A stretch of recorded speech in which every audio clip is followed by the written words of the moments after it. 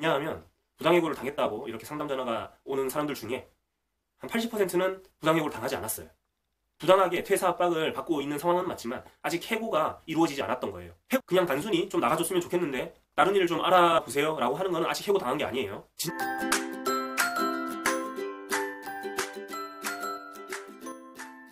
안녕하세요. 알아두면 일하는 사람들에게 힘이 되는 노동법 상식 왕노무사TV 김학영 노무사입니다. 반갑습니다. 노동자는 퇴사를 원하지 않는데 사용자가 노동자를 내보내고 싶어하는 경우가 있습니다. 이렇게 원치 않는 퇴사를 하는 경우에 노동자는 여러 가지를 선택할 수 있습니다. 퇴사 유로금을 받거나 해고 예고수당을 받을 수도 있을 거고요. 실업급여를 받거나 부당해고 구제 신청을 해서 원직에 복직을 하고 해고 기간 동안에 임금을 받을 수도 있을 겁니다. 그러나 이 모든 것을 노동자가 자유롭게 선택할 수 있는 건 아니에요. 사용자는 얼마나 노동자를 내보내고 싶어 하는지, 그리고 노동자는 얼마나 싸울 준비가 되어 있는지에 따라서 받을 수 있는 금품의 유형이 달라집니다. 그럼 지금부터 상황별, 단계별로 받을 수 있는 금품이 어떤 것이 있는지 확인해 볼 텐데요. 현재 퇴사 압박을 받고 계시는 분이 있다면 이 영상을 보시고 나는 지금 어느 단계까지 와 있는지 체크해 보시면 도움이 될 것 같습니다. 그럼 지금부터 시작합니다. 첫 번째입니다. 이렇게 매칭이 되면 아무것도 못 받고 퇴사할 수밖에 없어요. 회사에서는 왕영씨 일 처리도 잘 안 되고 적성이 좀 안 맞는 것 같은데 다른 일을 알아보는 게 좋을 것 같은데 그런 식으로 적당한 압박만 주고 있습니다. 그리고 각종 괴롭힘도 동반되겠죠. 회사에서 가장 선호하는 퇴사 유형이 뭘까요? 당연히 알아서 나가주는 겁니다. 자발적 퇴직을 하게 되면 법적인 문제가 생길 건덕지가 없습니다. 그래서 막 괴롭히고 책상 화장실 앞에 갖다 놓고 그런 치졸한 짓도 했던 거죠. 이건 좀 옛날 수법이긴 하죠. 어쨌든 회사는 가장 선호하는 게 그냥 알아서 나가주는 겁니다. 그래서 노동자가 견디지 못하고 더럽다, 그냥 나는 빨리 나가고 싶다, 이런 식으로 진행이 되면 아무것도 못 받고 나갈 수밖에 없습니다. 다음 두 번째, 노동자의 멘탈이 조금 더 강한 경우입니다. 이제 이게 성립이 안 되는 거예요.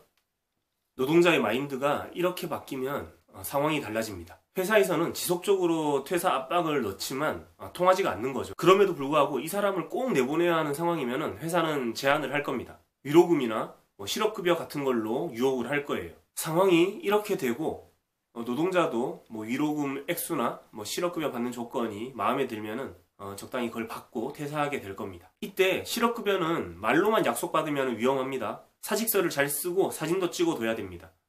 이건 왕노무사TV의 실업급여 편을 참조해주세요. 그런데 회사가 실업급여를 챙겨줄 마음이나 또는 퇴사 위로금을 줄 생각이 전혀 없어요.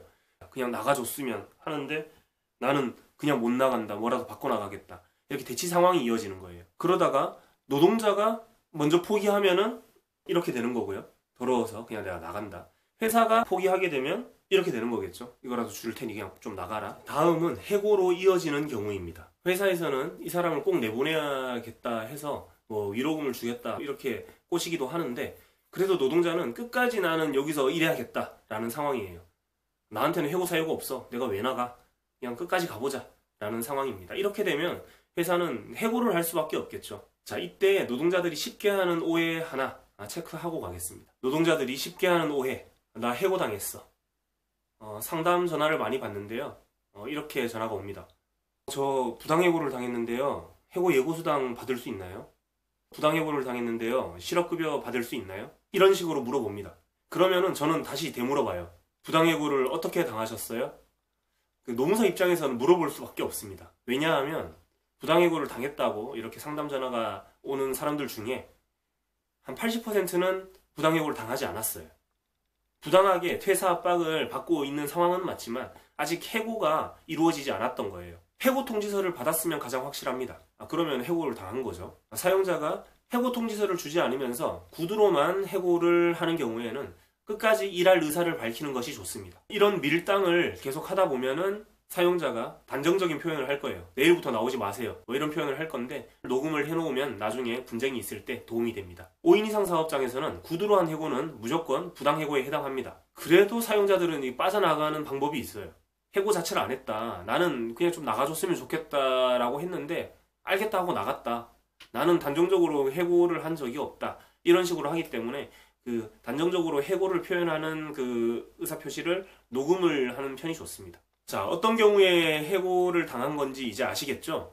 그냥 단순히 좀 나가줬으면 좋겠는데 다른 일을 좀 알아보세요 라고 하는 거는 아직 해고 당한 게 아니에요. 진짜 해고를 당했다 라고 하면 세 가지 정도를 고려할 수 있습니다. 해고 예고수당, 부당해고 구제 신청 또는 실업급여, 이렇게 세 가지 정도가 있는데요.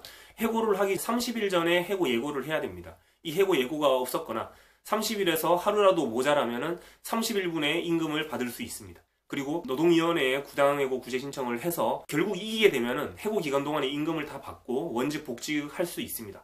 소송에 비해서는 절차가 간편하고 빨리 결과가 나오는 편이긴 해도 어쨌든 서면을 써야 되고 신문회의 가서 법정에서 이루어지는 것과 유사하게 진술을 해야 됩니다.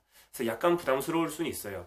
이런 게 부담스러운 사람들은 부당해고 구제 신청을 하지 않고 해고 예고수당을 받는다거나 그렇게 합의를 하기도 합니다. 하지만 꼭 이 회사 계속 난 다녀야 된다 이런 생각이시면 부당해고 구제 신청을 무조건 해야겠죠. 원직 복직해야 되니까. 그리고 해고를 당하면 실업급여도 받을 수 있습니다. 실업급여라는 게 사용자가 권고사직을 해줘야지만 받을 수 있고 이렇게 오해하시는 분들도 있는데 해고도 당연히 비자발적 퇴사니까 실업급여 받을 수 있습니다.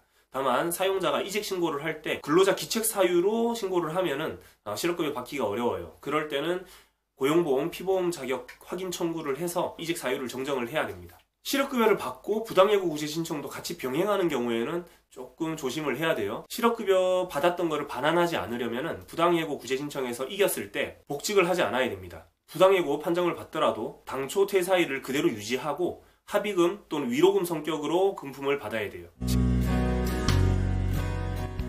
지금까지 여러가지 상황별 퇴사 압박에 대해 어떤 선택지가 있는지 알아봤습니다. 퇴사 압박은 어느 정도 직장 내 괴롭힘을 동반할 수밖에 없습니다. 퇴사 압박이 시작되면 그때부터는 녹음하는 거를 생활화하는 게 나중에 유리합니다. 퇴사 압박, 퇴사 강요 등을 검색해서 이 영상을 보시는 분들은 지금 힘든 시기를 보내고 계실 텐데요. 힘내세요. 화이팅입니다. 어려운 일이 있으시면 그 댓글 남겨주시면 제가 충분히 도와드리겠습니다. 그럼 다음 시간에 또 만나요. 안녕.